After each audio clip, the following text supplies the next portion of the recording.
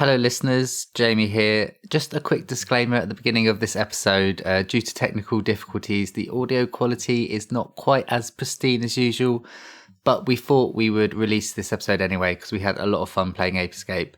So that's all, and enjoy the episode. This time on PlayStation Rumble, we promptly pursue primates and do our best as we play PlayStation's DualShock Analog Stick debut, Ape Escape.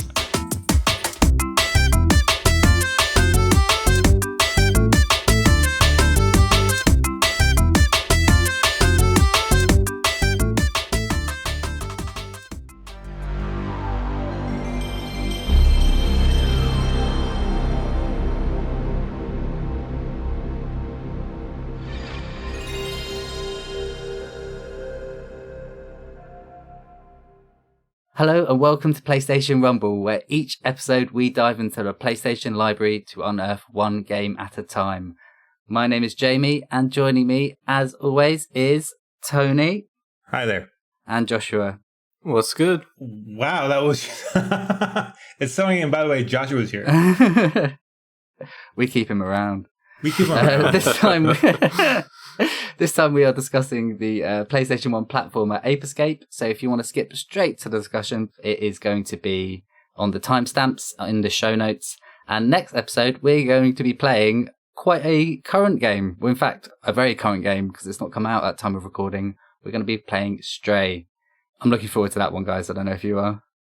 Oh, 100%. I was on board for that game the moment I saw the footage when Sony did their showcase for the PlayStation 5 and they showed all their software and they showed the look of the console.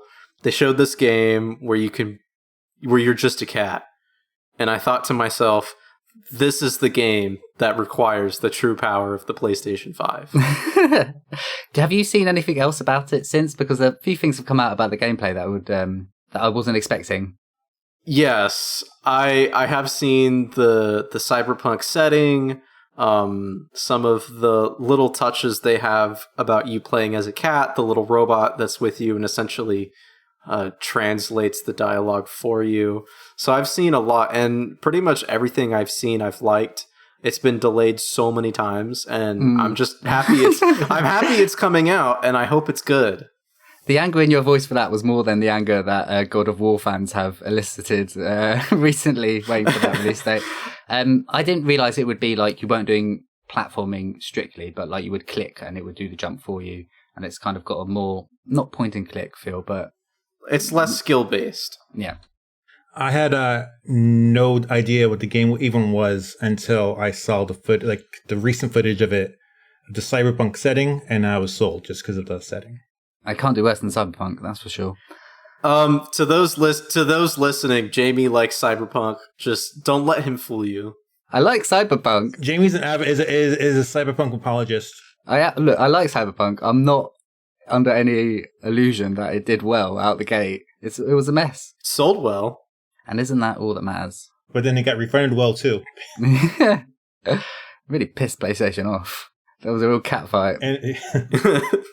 That's enough with the cat puns. I didn't even realise.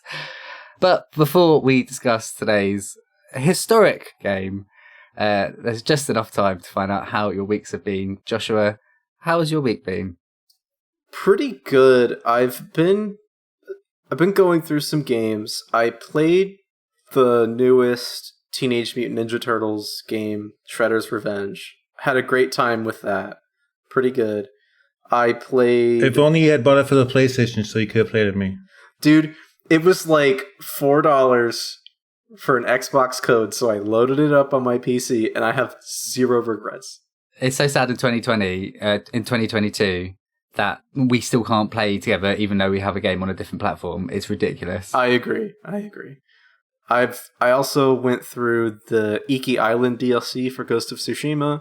I didn't get the DLC. Well, I had the game, and then like 2 months later, the director's cut came out. And I was like, no, I don't want to go buy more stuff for this game when I already just bought this game. So I never got around to it. I finally did it. It was pretty good. I had a pretty decent time with it. And then I went through The Messenger. I got the platinum for that. And it was... of course you did. It wasn't that hard, Tony. Come on now. Even Jamie could do it. That's the platform. That's like the Ninja Gaiden type platformer, right? Like a side scroller. It's like Ninja Gaiden, yeah. It's really good. I recommend The Messenger quite a bit. I played some of it before. I liked it. Just because it has the old NES feel to it. It's on PS Plus Extra, and it's a really good time. Tony, what have you been playing? You been playing anything good? I was flip-flopping for a while between Tales of Arise and something else that kind of escapes my mind as a second. Then I had a hankering to play Xenoblade Chronicles X, and I put it down because it's kind of convoluted. Have you played the first game? I played the first one before on the Wii, and I really, really enjoyed it. Okay, yeah, that game is awesome. Yeah, I did not like the second one at all. I got rid of that one pretty quick. I'm with you there. I could not get into the second one because I'm not a weep. Chronicles X is basically right now the only reason to own a Wii U, and but I played it on my PC through the Semu emulator because Nintendo refuses to port it. What sort of gameplay is it? It's like an RPG. It's kind of it's like an ARPG kind of. They're sort of structured like JRPGs combined with open world MMOs. Okay. And they're pretty good, I would say. I haven't played X, but I have played the original, and it is one of my favorite games. It's definitely in the top 20, I would say. Wow. Chronicles, the one for the Wii, is one I'd recommend because that one's pretty dope. You can get it on Switch. It's called Xenoblade Chronicles Definitive Edition, and Xenoblade Chronicles 3 is actually coming out at the end of July, and I'm super stoked for it. It looks awesome. I'm cautious about it after part 2, which I know has a huge fan base, but yeah, I think it's the gameplay mechanics look better and the character designs look significantly better than the second game. So yeah, I was playing X, and the whole thing about X is you can get mech suits, and that's like the whole huge selling point. And it takes a while to get it, and I'm on one of them. It's the game. The problem with these games they're kind of convoluted. A lot of times they don't exactly tell you what you need to do, and the mission structure is kind of all over the place. Like I kind of put it down because there's a mission you have to go through like 10 little submissions to get your suit, your skull as they call it. And some of the missions are like understandable, like okay, you have this gun, you get to test this gun and sword out, kill these enemies, and blah blah blah. Go to the next series of trainings, and then the next training is like, go to the other side of the island to find 5 of these fruit. And this game is designed around having skulls. And so you have to trek your way on the other side of the map. Going there, you can get lost very easily. You think you're going the right way, and then there's a huge mountain in front of you. Because like I said, it's, I think, partially designed around skulls. But then you have to go back around, go to a path, and maybe there'll be level 55 enemies there, so you get to sneak around because if they catch you, they're going to kill you, and they're going to set you back to the last checkpoint. And so I spent like an hour trying to get to one place, and then it wants me to do something else. There's these mining things around the maps. They want you to do a certain thing to get a certain percentage of research data, and after that I was like, you know what? I don't have enough. If you have probes, I can do certain things like mining and research and something else. And I don't have enough research probes to get the amount that they want. And so I said, fuck it. I decided to move on to play Persona 4 Golden, which is something I've been wanting to play through. I had 4 on the PlayStation. Have you never played it? I had it for the PS2, but I don't think I got too far into it because at the time RPGs kind of couldn't hold my attention for too long, even though I got pretty far into part 3, which is one I loved. But I got 4 and I played it for a little bit, and then I think life distracted me and I did other things. I think it was one of the last PS2 games I bought that were like brand new before. I think it came out around the time or right before the PS3 came out. Can I just say, I've never played a Persona game before. I played 4 Golden on my Vita in the first lockdown, and I have such a special sort of memory of that game. And I came into it a bit worried because games that are really blown out of proportion, you think, am I going to love it as much as everyone else does? And I completely did. And I played it for 100 hours and 1 minute. And that 1 minute really pisses me off. But, but anyway, you're saying. Yeah, I've just been playing through Persona 4 Golden. I'm having a good time. I'm still very early in it. I enjoy it. I'm enjoying it. It's fun. It being portable, I'll be able to keep my attention a lot longer than I would if I played it on my PC. It's just a lot more accessible to me on a on a handheld. All that being said, let's move on to Jamie. How was your week? Oh, I'm so glad you asked. This week I played Undertale. Oh, nice. Either of you played Undertale? I played it a few years ago. I have played Undertale. My wife has played Undertale. My brother has played Undertale. Did you make them play Undertale? No, actually, I was the last of that group to play Undertale. My wife actually played it for a bit, and she loved it. Played it all the way through. Only asked for my help a couple times. And it's like one of the few games she's actually gone through the entire way without losing interest. It is, it's exceptional, isn't it? It's another game I came into really worried that the level of hype would not be met by my experience of it. Obviously, it's very clever, the way it's kind of sort of not satirizing, but using like common JRPG and RPG elements and sort of playing off of that. And I knew it was supposed to be like amazing and made by one guy. I forget his name, Tom something, isn't it? Toby Fox. What no one does tell you about the game, or what I hadn't heard about the game yet, is how funny it is.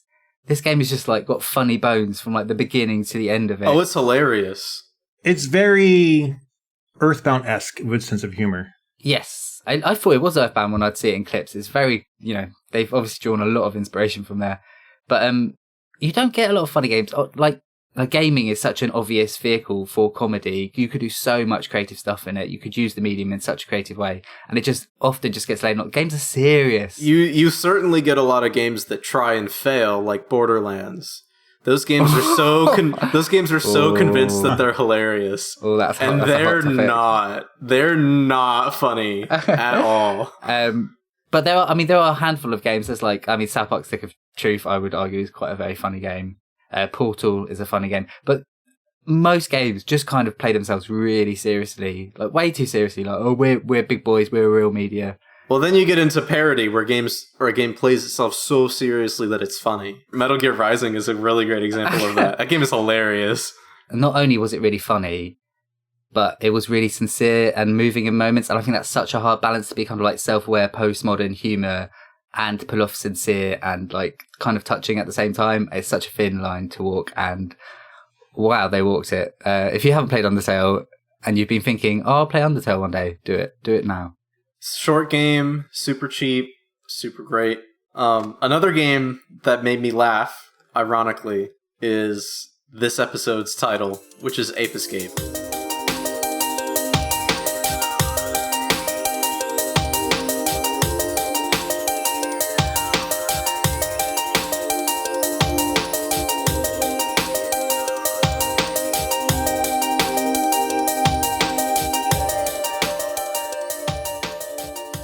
Ape Escape is a 3D platformer released in 1999 for the PlayStation 1. You control Spike, who is tasked with hunting apes across time before they rewrite history.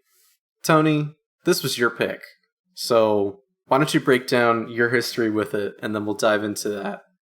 I don't really have so much personal history of it. I remember it was actually like a system seller in a sense for the analog stick. I remember it just being heavily advertised. There was like I think my buddy had gotten a PS1 and it came with the analog stick, and he had the demo for Ape Escape.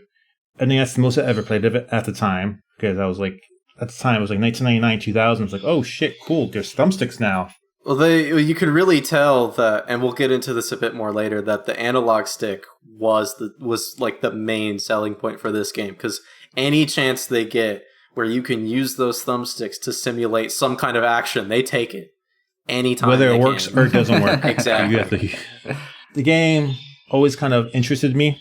I kind of played it at one point, very briefly, but not enough to have like a full-blown opinion in it, and so that's why I chose it. It's considered a bit of a classic, and yeah, that's why I chose it. Yeah, it's I'd seen it a lot growing up, and I've seen various entries into the series. And I had a friend who was really into it, and he would always talk about how much he loved Ape Escape. But it was never a franchise that I personally got into. I've seen gameplay of it. I've seen my friends play it. But it was something I had always known of from a distance. I never actually played it myself. But so this was essentially my first foray into the Ape Escape franchise. I think I had like probably a common experience with this game in the 90s. I knew about it because of the heavy advertising. I played it on a demo disc, and then I seldom thought about it again until 2022 when we decided to play it for the podcast. I am playing it on the PS1 disc on a PS2, and I will tell you about why I'm doing that later. I'm playing it on the PS5 via the PS Plus Premium service. We can't wait any longer. Everyone's on tenterhooks. It's that time for Guess the Metacritic. Real talk, it's 4-1. Joshua found his way onto the scoreboard last week. I'm riding high. It's Tony to go first this week. Tony, what do you think is the Metacritic score for Ape Escape? This is make or break it. I'm going to declare that I have the exact number. I'll bet my previous wins on it. So. This is unprecedented. Unprecedented. If Josh wins, he wins it all. But he's not going to because I'm going to make a prediction. It was a bit of a... very hyped up, in a sense. You know, has a newfangled 2 thumbstick controller. It looked nice. Plays well for a game of the era. I will say a solid 90. Joshua? 83. And that's my final answer. Ape Escape on the PS1. Metacritic score scored 90. T, you sounded very confident when you said that. Why were you so confident, may I ask? I just figured. It was very hyped and it was well reviewed. I remember it being very well regarded. Well done, T. It's 5-1. You can only feel proud with a performance like that. I hate you, Tony. I hate you. And your stupid, Joshua, and your critical Metacritic mindset. You may have. You have probably the most marginally useful superpower. Hey, when Marvel are really reaching for their next movie, they'll be calling T. I've got a couple of reviews, short ones this week. This is from Kendrick. It is from 2019, and he says, "This game is for dumb, stupid babies. I could beat this game blindfolded while my little brother's playing. I puke every time I see this god-awful excuse for a game. 1 out of 10. Oh my gosh. He could beat it blindfolded while his little brother is playing? Yeah, it doesn't matter if he's blindfolded, if his brother's playing it, but maybe he means he could beat his brother at it. There are mini games. But a strong reaction there from Kendrick. Maybe he's blindfolded and his brother's got the controller right, and he's telling his brother, hey, do this, do this, do this. Yeah. Hey, do the game good. And on the other end of that spectrum, we have Ruben, who said, one of the most memorable platformers on the PlayStation, and for a console that was overflowing with great platformers, that's truly saying something. The apes themselves beat most of Nintendo's staple characters in both personality and quirkiness, with Blue being my personal favourite. Gameplay-wise, it has everything a true platformer should have. Great level design, check. Multiple gadgets, check. Brain teasing, check. Awesome graphics, check. And what stands out to me there is a very harsh dig at Nintendo. I barely noticed the apes being different at all or having very different characters. Oh, absolutely. They're like all the same. They even tell you in the game, oh, these apes are different based on their color. I just like... I mean, some like would run away quicker than others, which is basically the only difference. Or some had machine guns. Yeah. So a little bit of development about this game. It was created by Japan Studio, a first-party developer for Sony. Pour one that's out. Known for games. Yeah. Well, yes. So they went under basically recently, or at least got a lot of the contracts didn't get renewed in like 2021. Only Team Asobi basically got saved from that, which is a real shame because they made games like Loco Roco, Patapon, Gravity Rush, the Knack series. And like the Team Ico games. Yes, I love... Oh my gosh, yes, we should do that. We should play Knack. I swear, I'll play Knack. Why shouldn't we do Knack, Jamie? I mean, Joshua. I said we should. I said we should. It's really hard to tell anyone on this podcast when there's a lot of sarcasm in... I would never be sarcastic when I'm talking about the greatest game of all time. Made by... who feels like the sort of Jesus of PlayStation. Mark Cerny is the Jesus of PlayStation. Or definitely an alien that's come to Earth who only knows how to perform normal human behavior by observing it. Yeah. Yes. Weird guy. He's nice though. He has the platinum on Demon Souls and Returnal. Do either of you have those? He definitely hasn't played any of those, and someone's put that on his account. That's definitely maybe. So, it was 2.5 years in development. This game it released in May in North America, so it came out in North America first, 1999, and then June for Japan and July for Europe. It was the first game, as we've alluded to, that made the DualShock or the dual analog controller sticks mandatory. And that happened basically not at the conception of this game. They were already developing this game when the team went for a meeting about designing the new analog sticks on the controllers, and they saw that, and then they decided to implement that quite heavily into their gameplay, and I'm sure we're going to talk loads about that. It was not the first game to support analog sticks, though. Just the first one to require it. For a penny, does anyone know the first game that supported analog sticks on the PlayStation? It's a big one. Metal Gear Solid. No, it's not Metal Gear Solid. T, you're just looking bewildered, so shall I tell you the answer? Is it Crash Bandicoot? I have no idea. Is it Wipeout? Gran Turismo. Gran Turismo was the first game ever to support analog sticks. Yeah, makes sense.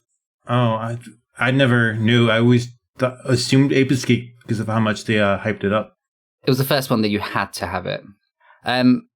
It has 13 unique titles in this series and a remake. There's really 13? Yeah, right. And well, there's 14 including the remake on PSP, but that is 3 main series entries. Holy cow. 5 spin-off entries, 5 party games, and he's also made an appearance in games like Ratchet and Clank, Metal Gear Solid 3, and Little Big Planet. So he's a known quantity in the PlayStation world, I think we can say for sure. Spike was also a fighter in PlayStation All-Stars Battle Royale. Yes, he was, and we all didn't play that. I actually did. I actually did own that game. I own it twice. I got it for the Vita as well, just in case I don't want to play it on the bus. That game is awesome. It's the best one. I kind of wished I'd have another go at it. Reviews of this game generally praised the use of the analog sticks.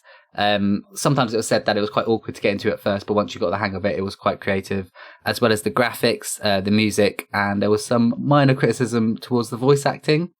I didn't realise this until I was researching the game after I played it, but there's actually a PAL and American separate dubbings for this game. So I'm assuming you guys, I played the PAL version because I was playing it on disc. I'm assuming you guys, if you played it through the service, that is the American one. I don't think they put the PAL we had the NSCC version. Yep. So now basically what I want to do is show you guys the English one, because it's very different in its vocal tones. I'm just going to share my screen with you. This is what the English voice actors sound like. Hey, Spike, do you think the professor finished his time machine? He said he's almost done. Then maybe we can ride it today. If so, I'm running on it. Hey, that isn't fair, Spike. Hey, Wait, it gets better. Hello, Professor.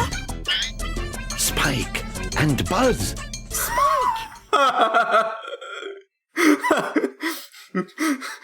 He's just German. Is he trying to do an Italian accent? I don't understand what that is. He sounds like he's supposed to be German. I think it's so slightly Germanic, slightly, just sort of, nutty professor kind of vibe going. Not the nutty professor, but, white hair coming out from each end, that kind of stereotype. So the voice acting really different. Just for like a little bit of context, here are some other games that came out in 1999. Super Smash Bros., Final Fantasy VIII, Silent Hill, Donkey Kong 64, Driver, Medal of Honor, Siphon Filter, GTA 2, Spyro 2, Tony Hawk's Pro Skater, Dino Crisis, CTR, Gran Turismo. It was a jam-packed year full of exceptional titles. A lot of killer games on that. Joshua, do you want to tell us a little bit about this fine narrative that they have woven for us? Yeah, so Ape Escape is really the inspiration for The Last of Us and games of that nature. So it starts out... I nearly did a spit take. It starts out and you got these apes, right? They call them monkeys. They use the terms interchangeably. They don't have tails, they're apes. I'm going to say that now. These apes, and they get a hold of this time machine that's in the professor's lab, and they start going around and in different time periods. And the leader of them, his name is Spectre. He's like he was a circus monkey who got this like special brain device from the professor, and it made him sentient and made him very smart. So he's using these monkeys and sending them to different time periods to essentially rewrite history where the monkeys are in control. So it's like Planet of the Apes, but if it was made in Japan, right? So they're very cutesy, very quirky, and you take control of Spike, who's this spiky-haired kid, and he's working with the professor, and the professor's like, Spike, you have to go solve it. You have to go solve this problem. So Spike has to go through these different time periods, acquiring different gadgets, and he takes on Spectre and this other boy who has a history with him named it was Buzz in the PAL version, but it was Jake in the American version. Oh wow, okay. There are lots of differences between the PAL and the NTSC versions, and we'll go over a little bit more of that when it comes to the voice acting, but the name of the rival is different too. So that's the setup for Ape Escape. What did you guys think of the story? I didn't know the story had so much to it. I just knew angry ape escapes and wants to rule the world. I didn't. The apes, as the title implies subtly, the apes do escape. They have escaped. They do escape. That is true. I feel like Futurama ripped this off in one of their first season episodes, in A Life in Mars. It's funny because the last set of levels, as it were, they're named Futurama. Yes, and so that was immediately weird, immediately what I thought of. Or maybe they ripped off the name as well. Maybe the Futurama guys were just a big fan of Ape Escape. Futurama came out. I think came out around the same year. I think it came out in '99. It's about the same. Yeah. It's about the same time. Yeah, they very well could have. Now I just want a version of Ape Escape where you play as Bender instead of Spike, and then be like, go home. That'd be hilarious. Go home. Jesus, he just gets all the gadgets out of his front. Bender would be Jake. He wouldn't be Spike. Spike would be Fry. He'd say, I'll make my own Ape Escape with blackjack and hookers. Forget the blackjack. Forget the hookers. Forget the whole thing. I just want to bend the game now. That's all I want, rather than like fucking what? Who's making Gollum? It looks fucking awful. Make a bend the game. Anyway, what I really liked, well, I say liked, what I jauntily enjoyed was the first cutscene you get in this game. I think even before you get into the actual game, which is like a sort of 2-minute over soundtrack of the apes breaking free and putting on the mask on, and it's really like super 90s. Everyone looks like they're from like a sort of like from Wheatus, about to break into I'm Just a Teenage Dirtbag Baby. Everyone's got like spiked hair, and there's like I don't know if I like the music or hate it. I'm sure we'll get into it later, but it's just like this really 90s, very PlayStation 1 sort of synth music going on over the top of it. And when I watched that, I sat down and went, I think they're telling me this game is going to be fun. I think that's what the sentiment of this opening piece was. Apart from that, the plot, I just, Well, the plot, you get a lot of the plot primarily through cutscenes that are interspersed between levels, and in the cutscenes you get just people talking, and it contrasts heavily with the gameplay, and it's hard to talk about the cutscenes without talking about the voice acting. Oh my gosh, this is certainly the most voice acting I've seen in a PlayStation 1 game. It is voice acting indeed, and I'll just kind of say my thoughts off the bat. I know they're working with hardware limitations or whatever. The production value is quite different. Not vocal limitations, or not vocal limitations. Crash Bandicoot and Spyro had better voice acting. Metal Gear Solid had like hours and hours upon multiple hours, dozens of hours of voice acting. That's true. I would rather them have just not bothered with the voice acting in this game. The effort is commendable, but the execution is laughable. I laughed I think the effort's poor as well. I was laughing so many times because of their delivery, and I know that's not at all what they're going for.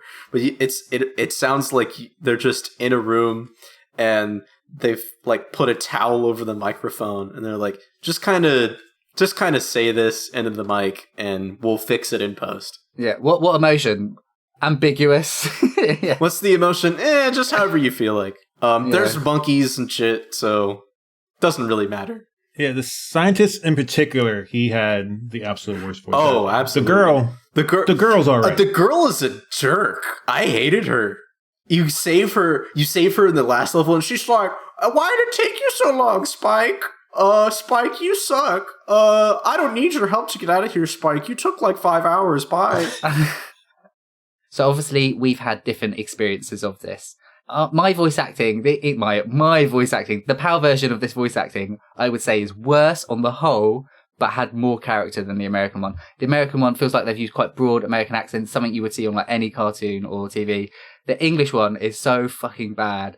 It all sounds like a really low production 90s children's TV show. It's really bad, but yeah, it's after the clip you showed me, it's so bad it's funny. Yeah. And what do you mean? The voice they picked for Jake or Buzz, whoever specifically, is so not right for that character at all. It sounds so wrong. And yeah. I heard someone describe it as a Teletubby. Yeah, absolutely. That's exactly what it sounds like, and it's hilarious. And not in a good way. I like so one bit of voice acting I really do like is that girl who like seems to like you at the beginning gets quite bad and like doesn't like you so much towards the end. Oh yeah. At the beginning of every level you play, she says something, and one of the things she does say is, and in the English acting version of this is quite sincere. It just goes, "Do your best," and it's just really like, no games really don't often just go, give it all you got. It's okay. And I really liked hearing that at the beginning of a level, particularly if I was getting really irate with the game. But I don't know, in the American one, if that came off as sarcastic or if it was endearing. Yeah, I don't quite recall. There were lots of times where there would be cutscenes in between the levels where you just kind of skip through them, because normally it was, oh, hey, we got this new gadget, and the professor would say, this is what this gadget does, and then you would do the sequence where they once again tell you what the gadget does, and then you have to actually do it. Or they'll tell you something that you've known the entire game at the last second. Yeah, they'll have tips. Do you know you can catch monkeys in this game? Press X to jump. Ho, ho, ho. I'm like, I've known that dude. Not only so she does three things that I noted. At the beginning of an episode, she'll go, "Do your best," but then if you died a lot, which sometimes, guys, I did, she would go. One thing she said is, "You need to try harder next time," which really got to me, like on a personal level. And then the thing she said after that, it was, "You're getting sloppy." Oh, so there's quite a quick mix between "do your best" and you're getting sloppy. But do your best. You suck. It sort of reminds me how when Wii Fit came out, and you would have the balance board and you'd step on it and it would also weigh you. And depending on your weight, it would make sometimes it would make some kind of snide comment about your weight, and people were not happy about it at all. I wonder why. Nintendo.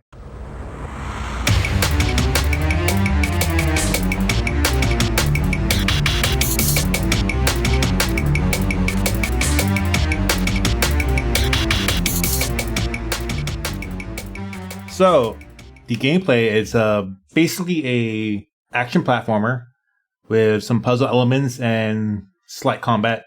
Essentially, as the title suggests, you run around catching monkeys that have, or apes, or whatever the game wants to call them when it sees fit. They're all in various places, and you just have to figure out how to get to them using your different gadgets. You have you give your basic net, a lightsaber to beat them with. There's a radar to help you track them down. A helicopter that kind of acts like a glider. You have a slingshot to knock some. You can use it to knock them out of windows or off of ledges sometimes. There's also a remote control car you can use to chase it out of areas that they are hiding in, and also help you solve certain puzzles. Can we just talk about the gadgets for a minute? Yeah. I love the gadgets. I thought the gadgets were a real saving grace of this game. I agree, actually. For the most part, I agree. they made what could have otherwise been a quite monotonous game have a little bit of variation, and certainly did it better than some of the sort of vehicle segments in this game. And I thought most of them were satisfying to use. When I saw the hula hoop, I was like, that's a real 3 a.m, Oh, that's right. There's like the hula hoop you use to go faster. I saw that, and I was like, come on, it was amazing. I love the little animation he does if you're standing still and using it, and he puts his arms up and like actually hula hoops like you would in real life. I love it. I didn't see that. I thought they were all cool. Did you guys have a favourite? I mean, I really like using the hula hoop, and I really like using the helicopter thing. That thing was banging. I liked both of those. I also really liked using the remote control car, and how you're controlling Spike with the left stick and you're controlling the car with the right stick. I thought it was so simple, but it was really effective. Yeah, I thought they all had their uses even the radar at a certain point. At first, using the radar was kind of pointless, but when you get to the layer levels, you kind of need it. They were all very well used. All their strengths were very well implemented into the game. I think the only gadget I didn't like is after you beat the game, if you go back through a level, you get this gadget, and I don't remember what it's called, but it's like just this big fist that extends. And that was like the gadget that I didn't like, because it's sort of multifunctional, but it's so touchy and slow that I was like, it doesn't really seem all that fun to use. But I didn't really go back through any of the levels after I beat the game, so I didn't try it out a whole lot. I don't know if you guys used that one. I used it. It was more or less designed for there's certain walls you can use to break it down, and I think it's one enemy type where it can kill one of the enemy types. As soon as I get the platinum, I just put the game down because it's really easy to get the platinum. Oh, me too, absolutely. I wanted to get this. I wanted to get the. I was planning to get all the monkeys or the apes or monkey apes to get the real final boss fight, but I didn't have it in me. Wait. There's a real final boss fight in this? Yeah. I didn't know. He says, come back and fight me later. Or he says in my one, come back and fight me later. I thought it was a sequel tease the whole time.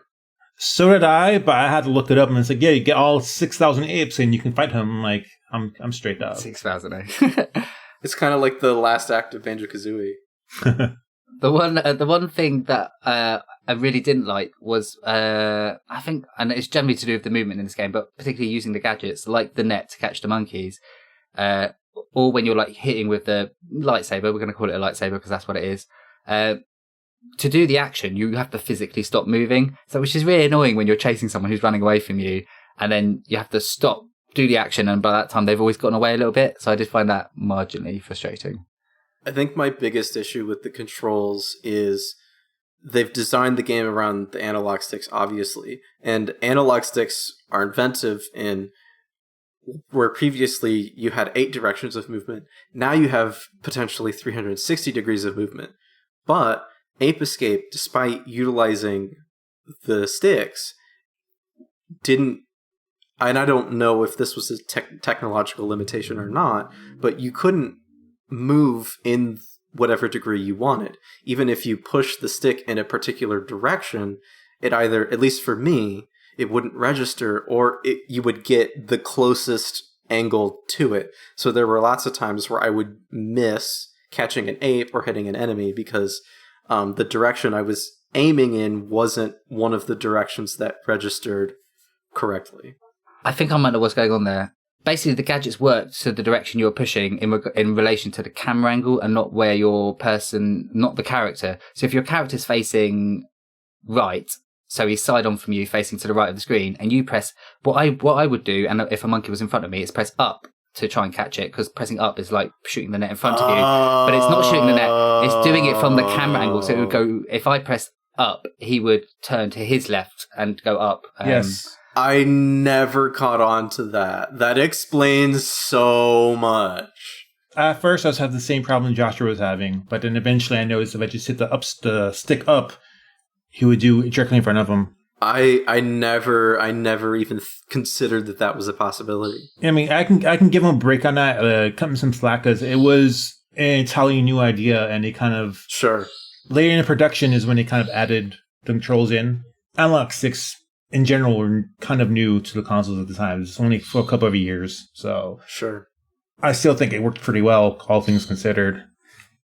I think they use it in enough different ways where they can really shine. Like when you row the boat and each stick controls I an thought oar. that was a pain hated that in so the much. ass. I mean, so it doesn't respond well.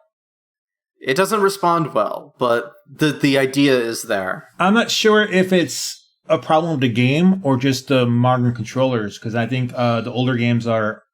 I don't want to say more. The sticks might register differently. Yeah, because I know if you I'm watching I'm watching a playthrough of someone playing not Crash Bandicoot, playing Banjo-Kazooie 2 on the 360, and the guy's like, yeah, when you played it on the N64, you had a lot more precision for like doing the aiming, and when you try to do the Xbox thumbsticks, it's a lot worse. Well, the N64 though, you had divots in the stick, so the stick. You had about 8 directions, didn't you? Yeah, something to that effect. So it was designed without that precision in place, whereas Xbox controllers obviously had the 360 directions. Yeah, like I'm just for an example. So I'm wondering if the original analog stick was more, you had more, it could be more precise if it compared to the modern ones. Maybe, I don't know. I don't know either, or maybe it's one of the first games to use dual analogs like that, so it could just be a technical limitation. Or like me, you're just an idiot and didn't understand how the game works. No, Joshua. It was a pain in the ass to row the boats. I think like most people, I found it a bit awkward at first, and then I got used to it, the sort of dual analog stick, doing it for the different things. It kind of, you grew more used to it. I never grew used to R1 being jump. That really threw me off sometimes and caused some deaths. But what I also never got used to was the camera angle was so bad. And explain to me this. So, like, Mario had come out by this time, Spyro had come out, Banjo-Kazooie, there's no excuse for it.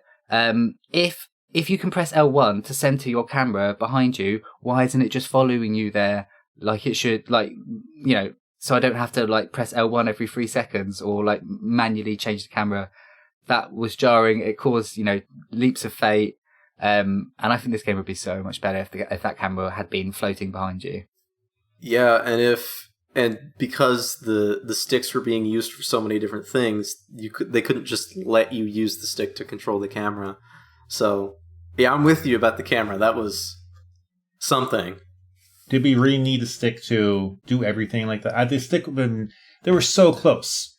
They were so close to having to let you control the camera of the camera of the sticks. They were so very close to having. It was a bit like this sometimes. It was a bit like rubbing your belly and tapping your head at the same time with the different things. Oh yeah, for sure. But I think they meant that. Yeah, so throughout the game, you go to about 3 levels per world, and I do not remember all of the level types. I know there was like all the classics. There was like a jungle. The prehistoric jungle. There was the token ice world, right? Yeah, the ice world. There's a water world. The beach world. Yeah. The futuristic world. The futuristic world. There were a lot of, I mean, all the things you expect, and then a couple kind of unique ones. Did you? Right. I thought the level design was actually quite good. You're the one of the dinosaurs, right? There's like a dino world. Yes, and it was chronologically going through the history of the Earth, wasn't it? From like dinosaur period and up to like medieval period at some point, and all right. The way You do the medieval. Yeah. I liked that. I mean, it came out a year after Crash 3. That's all I'm saying. But still nice enough as an idea. Although sometimes you would feel like you're getting turned around in a level because there's no sort of clear signposting. You're just kind of going along, and sometimes that splits into 2 paths, and you don't really know where you are. I felt like I never really had to know where I was because I wasn't going for like trying to get all the monkeys. And the requirements were so low for every, like, out of 6, maybe you have to get 4, that you could just wander along a path, and then happily get those 4 and go out the level. And I did get stuck on one bit in this game. It was like a stupid bit that I could have easily just skipped, but I just thought I wanted to see how this was done because it was like picking my brain. And I went to see a walkthrough of this game, and I saw this guy doing the same level as me, and he'd played a completely different 10 minutes than I had because there was so much variety and so many monkeys, and you only had to get so few, that we both played the same level and went on and basically never touched the same thing. So I thought that was cool. Yeah, I think the level design it's structured in a way where you just kind of burn through and whatever path you pick, you're going to find the apes. I don't think you see any problems with the level design unless you're trying to get everything. And that's where you start to run into issues where it's really hard to get oriented. It's kind of hard to map out how the levels are because there's a lot of load screens in between portions of each level. And a lot of other platformers at the time, like Mario or like Spyro, you didn't really have that. You had one load screen to get into a level and that was it. And so you could just kind of go through, see the level, kind of pick your path and always know where you were. And that was not true in Ape Escape. But I will say that the base design of the game isn't hindered by its level design. I think overall it's pretty good. But once you, obviously, if you're going for everything, you're gonna start to find the cracks. Yeah, and the game is designed to where you can't get everything. You have to go back to levels later with different equipment because there's some things you're locked out of. Like you can't get through that the car has to go through certain walls to get the enemies, or you can't get across something, get a monkey, across a lake or across a gap because you need a helicopter. So you couldn't, even if you wanted to get every ape in a level, you couldn't because there was something that was always going to block you to get at least one. Yeah, if you're going to go for 100%, go through every level, roll the credits, get all the items, then go back. I thought the level design was good, and I thought the movement was okay, but when I compare it to things like Spyro 2 came out the same year, as I said, we'd had Mario, we'd had Crash Bandicoot. This feels more closer to something like just coming out after something like Jumping Flash, rather than something that's coming out at the same year that all these sort of epic games were coming out. I just felt it was a bit undercooked in that regard. There's not a lot of movement options for sure. It's just like you run and you jump. Well, you have the gadgets, but like the level design, like compared to Spyro 1, the level design in that is incredible. Everything works. The movement's really good. And that wasn't happening all of the time in this game. Yeah, the level design uplifts the movement. It makes you engaged with the character and like everything you can do and find those little quirks. Whereas that's not really the case in Ape Escape. You can't. The game's design doesn't really encourage you to level break until you go back through. And the way the base character is, it's just he's okay. He controls okay. Yeah, there is a bit of a stealth element. There's certain monkeys. I think the one in the blue pants where you are able to... You can try to do it with all of them, but I know that there's different colored pants and different colors signify how alert they are. So you get the one in the blue pants, blue shorts, where you can basically walk around in front of them or crawl around in front of them, and they're just going to look at you like you're not even there. I think this is the yellow ones, which are a little more alert, where you have to be a little more... strategic, and then there's like the red shorts where as soon as they see you they run away, or they have their Gatling guns, they're going to start shooting at you. I thought the stealth worked fine enough, It was my best friend sometimes, that stealth. What I did like about the stealth is the music would change when Yes, you went that was down, really cool. when you started crawling, and I'm like, I'm all about a dynamic soundtrack, so I was a sucker for that. I do wish that the stealth, I don't know, it was really slow, and it was, I would say, fairly situational.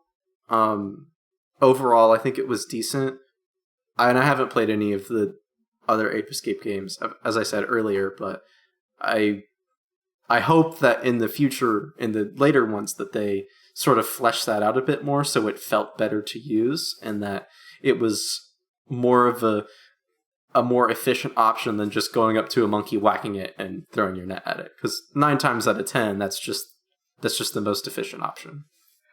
Can I say I didn't realize you could hit the monkeys until I was on the last level of the game? What? No one told me that. Because also, you don't have to read every sign. They don't make them mandatory. And at the beginning, I didn't realize you actually have to go up and hit signs to make some of them operate. So what do you think the lightsaber was for?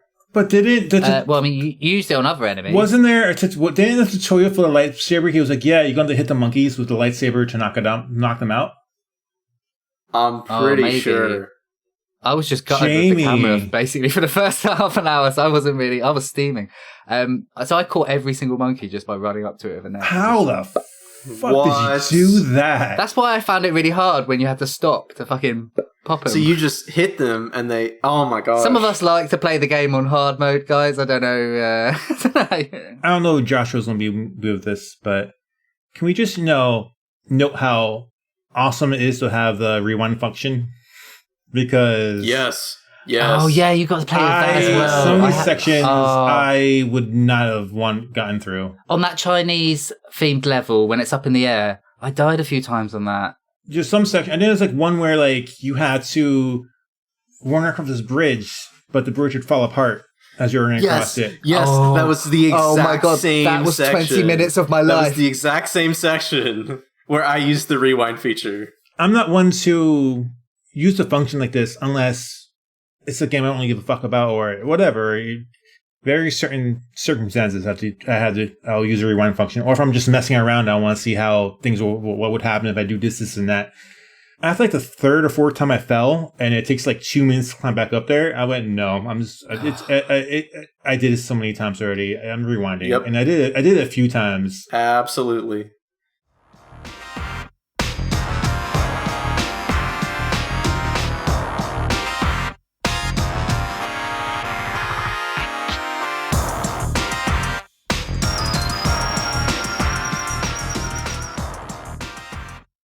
So the graphics in this game, they really have that PS1 charm. But you have these models like with the apes, and they have these really exaggerated expressions to where they're making the most of having little detail to show. So they have to exaggerate some of the proportions, exaggerate what these characters are doing, sort of make it really over the top so that it's very readable what the monkeys are feeling, like with their big sad eyes or their big angry eyes, or what the characters are doing. So I think overall the graphics look really good. The environments, the enemies, I think they look generic. Like a lot of them, it's hard to tell what they are, and they don't utilize the setting of each of the worlds to inform the enemies. They just sort of recycle them. And I go in the prehistoric era, and I got these like little orb things with feet jumping at me. I'm like, I'm not a paleontologist. Pretty sure that's not a dinosaur. So, what do you guys have to say about the graphics overall? I think, like the gameplay itself, it's not as high as I would want it to be for 1999. I mean, Metal Gear Solid came out in 1998. And all those games I mentioned before that came out in the same year, some of those were smaller teams. It's just a bit too polygonal. It's closer to Jumping Flash than to, Spyro 2. Crash Bandicoot 3, yeah. What it really made me appreciate is how Nintendo really struck this balance of having really colourful, bright palettes, but not oversaturating it to the point where you feel a bit claustrophobic by it or nauseous. You don't want it to hurt your eyes. Yeah, and I think this game sometimes was an assault on the eyes, but I take it over the sort of other version of the PS1 game, which is a grey, dingy dungeon kind of feel. You mean an Xbox 360 game? Yeah. Yeah, what I basically want to see is Ape Escape running in the Resi engine. There we go. I need a gritty Ape Escape reboot. I agree with everything Joshua said. I think it looked nice. The graphics, were simplistic, but you could tell what each monkey was and what they were about and which type they were just from their expressions. You had the dopey ones and then you had the aggressive ones. And I thought they looked fairly well, all things considered. Yeah, the apes are easily the most important part, and I think that they did a good job characterizing the apes in terms of their visuals. But I will say that Jamie brings up some good points about how the games look compares to other games released at the same time, that it does lack in a few areas. So if you guys don't have anything else to say about graphics, let's talk about the sound design.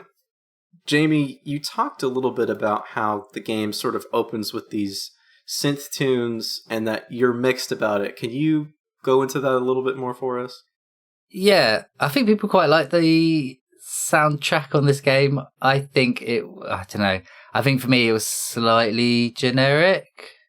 Every PS1 game, whether it was like a racing game, whether it was Roll Cage or like a platformer, had this kind of sort of like house late 90s music, and I thought it was okay, but it hasn't wowed me. Usually Tony sends me the files for the music after we've recorded the game, and I listen to it and I go, oh, I wish I'd said this and that about, the soundtrack of this game. It was amazing. I think when Tony sends me these files, I'm going to be like, yeah, we probably gave it credit in the episode. There are no tracks in this game that stick out to me. Like when we did Jack and Daxter, even though the music wasn't phenomenal, there were still tracks in that game that stuck out to me. Crash Bandicoot has tracks that stick out to me. All of Spyro's soundtrack sticks out to me. Tony, what are your thoughts on the music? I agree with you. I really don't remember much of the soundtrack. I just know there's like over-the-top, cartoony circus music at one point, and then that's all I really remember. There's nothing really memorable or that stands out as something that would stick with me.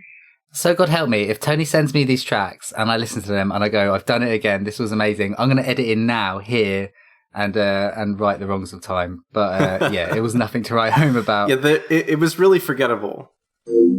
Hi, this is Jamie editing the podcast, and I just wanted to interrupt the podcast to say that yes, Tony did send me the soundtrack for Ape Escape, and yes, I've made the same mistake that I do every time. This soundtrack is fantastic. As you would have heard from the musical interludes in the podcast, it is this exceptional, like, playful 90s drum and bass synth music.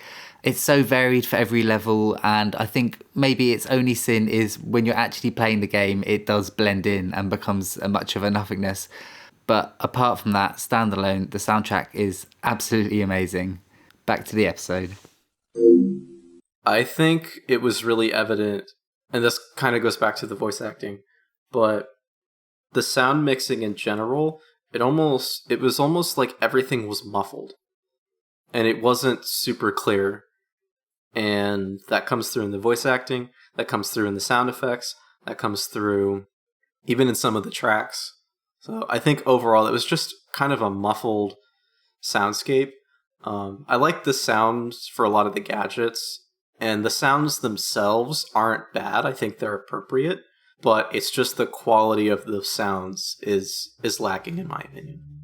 It was good. You would know audibly if you'd alerted a monkey, because they would react in a certain way, and that was useful. I'll give them that. Well, if you guys don't have anything else to say, let's wrap this up with our final thoughts and our scores. My final thoughts for this game. When I started playing this game, I thought, I'm going to have to slog my whole way through this game. I got over that pretty quickly. I didn't mind it. And then at the end, I think as it went on, I actually think it got better. I think there was great variety. I think it was shooting for something very specific, and it didn't always hit it. But when it did, there was just these little pockets of magic throughout the game. So I am going to give this game a generous 7 out of 10. T, what did you think? I try to look at it from the time, and it did a lot. It tried to do a lot with a new control scheme. It wasn't always successful in certain aspects. It was kind of like a showpiece or even a tech demo of the controller and what it could do or what it could be. I had fun of it. It was alright. It was a good little time. I'd probably give it like a 7.5, maybe 8. You have some little fun of it if you like platformers. I don't have much more to add to that. So, Joshua, what were your feelings? I echo a lot of both of your points. It's a good game. I think overall it's a well-made game. It's a solid game. Even for the time, I do think that it falls short when compared to its competitors like Crash, like Spyro, other games of that nature. I think if there was a version of this game where the controls were refined, I would probably love it. But as it stands, I just like it. I think it's a decent time, worth a visit. I don't think it's super remarkable in any way. Overall, it's a fun time. 7 out of 10 from me. if that's all everyone has to say, that's the end of our podcast. Thank you for listening to us. If you enjoyed our conversation and would like to follow us, we're on social media. We're on Twitter at PSRumble. If you have any questions, comments, complaints, concerns, email us at PlayStationRumblePodcast@gmail.com. And that'll be it for us. Our next game will be Stray, and that's scheduled to be released at or around August 4th. So for now, that would be it for us. So this is Tony saying goodbye. Goodbye. See ya. Do your best. It's not good enough. That was sloppy.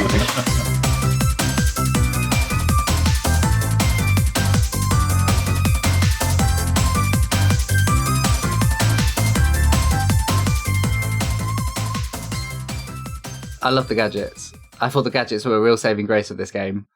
I agree, actually. For the most part, I agree. Yes. Yeah. I agree with that. Agreeing with. What I agree with you agreeing with me agreeing. I agree with your agreeing with Joshua. I agree.